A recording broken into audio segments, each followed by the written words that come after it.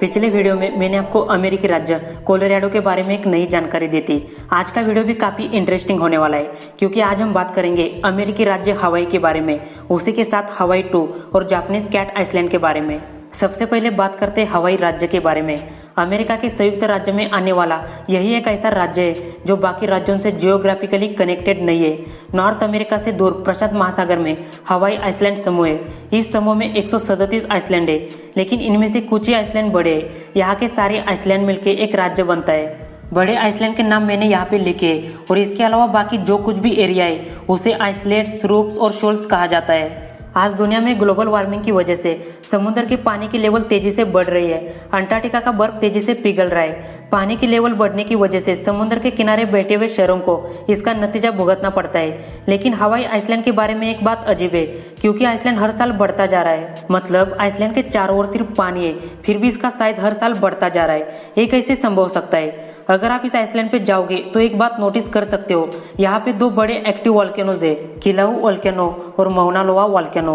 ये दोनों भी पिछले 30 सालों से एक्टिव है। मौना लोआ ज्वालामुखी को दुनिया के सबसे बड़े ज्वालामुखी में गिना जाता है। दोनों ज्वालामुखी फटने की वजह से आइसलैंड का विस्तार हो रहा है। एक और इम्पोर्टेंट बात, इंसान चांद पर जाने से पहले उन्हें आइसलैंड देश के कुछ एरिया में ट्रेनिंग दिया था। उसी तरह कुछ एस्ट्रोनॉट को हवाई राज्य के कुछ आइसलैंड में ट्रेनिंग दिया था।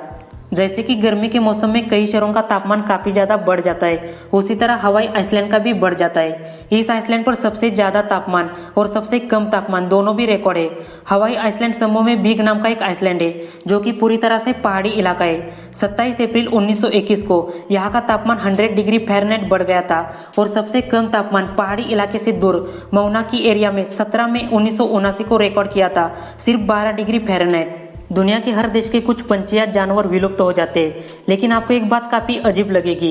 इस दुनिया में सबसे ज्यादा विलुप्त होने वाले जीव कौन से देश में या कौन से राज्य में? तो इसमें सबसे आगे नाम आता है हवाई राज्य का।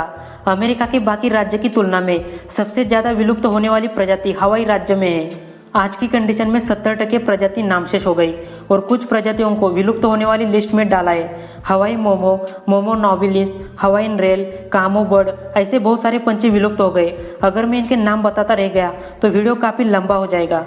हवाई राज्य 137 आइसलैंड मिलकर बनाए, लेकिन इनमें से सभी आइसलैंड पर लोग नहीं रहते।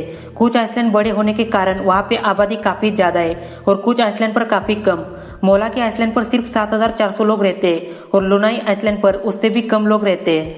एक और इम्पोर्टेंट बात, इस दुनिया में बहुत सारे देशों ने प्लास्टिक बैग के ऊपर बैन लगाया था, लेकिन प्लास्टिक पूरी तरह से बैन नहीं हुआ। इस दुनिया में सिर्फ एक ही राज्य है जहाँ पे प्लास्टिक बैग पूरी तरह से बैन है।